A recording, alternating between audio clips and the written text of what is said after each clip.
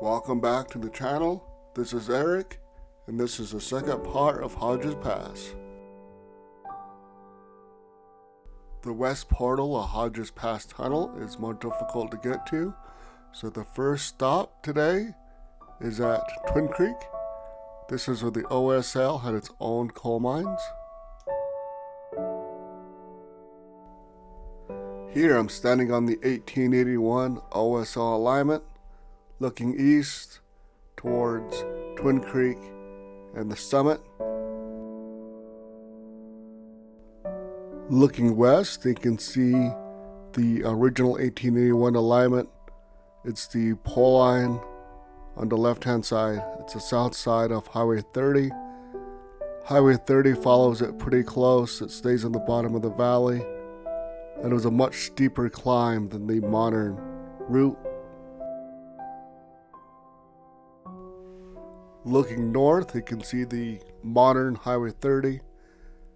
In the background there, the wood bridge, that's the original Highway 30. Highway 30 was actually the first east to west highway that was fully paved, coast to coast. And the large fill is the modern Union Pacific. It stays up on the hill. It is a lot easier to climb for eastbound trains.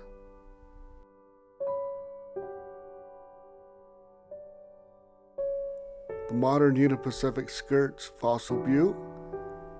Fossil Butte is where you find some of the best fossils anywhere in the world. Fossil was where the OSL had a depot, also had a water tank, a cooling tower, and other engine servicing facilities.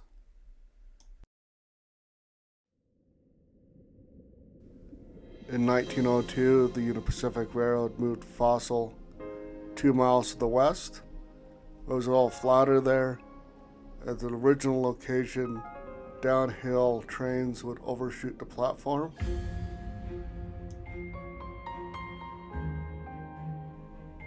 In 1902, the Union Pacific Railroad built a new roundhouse and engine service facilities in Kemmerer.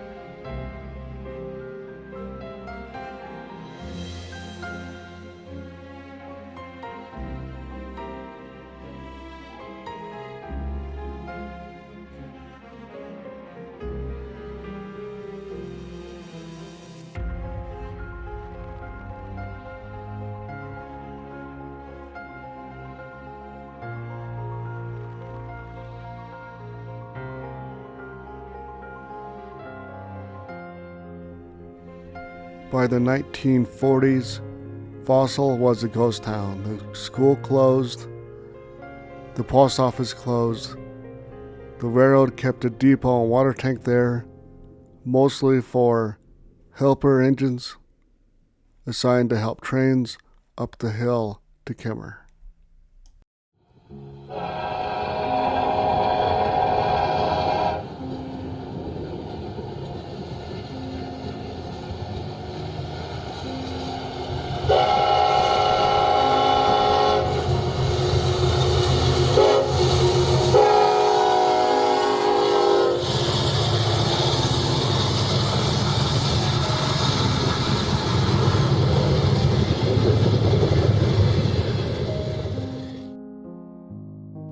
In 1955 and 1956, the Union Pacific constructed a new grade between Kemmerer and Fossil. They took what they learned from the Harriman line between Laramie and Cheyenne they constructed in 1953 and applied it to that, kept the grueling grade to 1%.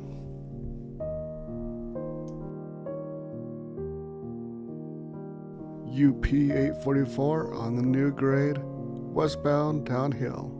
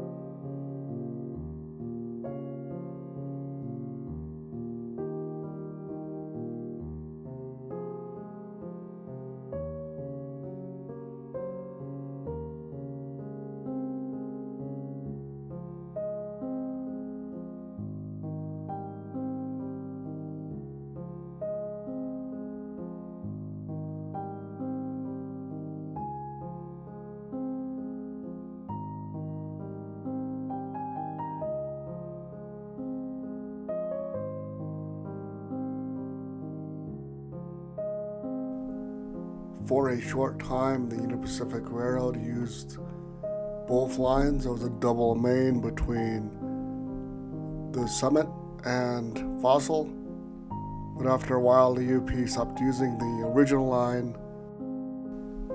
There's a new Fossil. It's a siding on the new line, 2 miles east of Old Fossil.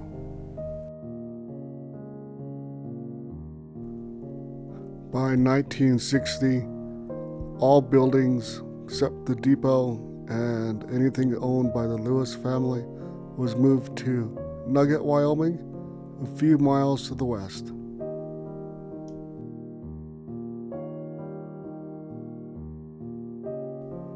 The depot was built in 1881.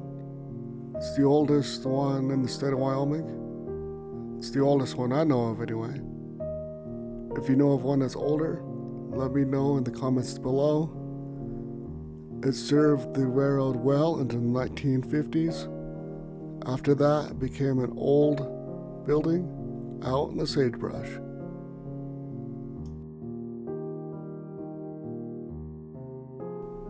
In 1972, Fossil Butte National Monument was established to protect the fossils that the railroad town was named for.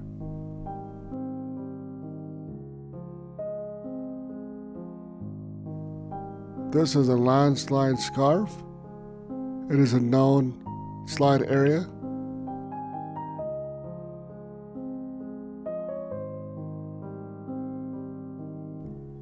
"1983 was a wet year. The slide started slow and probably went unnoticed. Then, all at once, the south flank of the mountain started to move.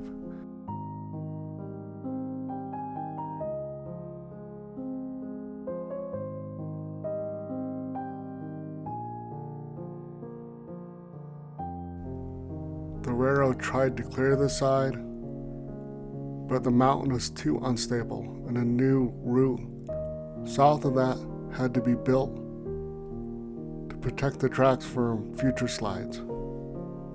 Photos are from the National Park Service.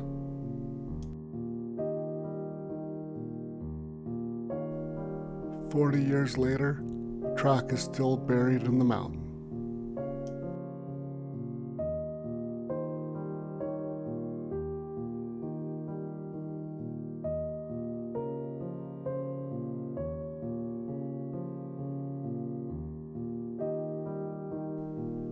The landslide happened at Fossil. Here's the new line over Old Highway 30. 100 years after construction, and is still a challenge to the Union Pacific Railroad.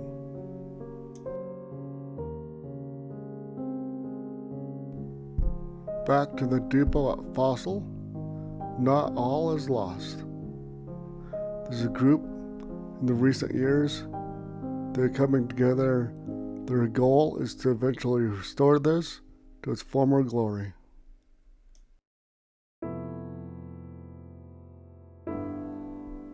They are the Fossil Basin Institute. I'll have a link down below.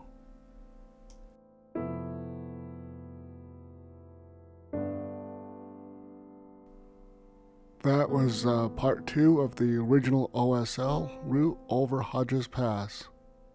Lost and forgotten. Or I should rephrase to almost lost and almost forgotten.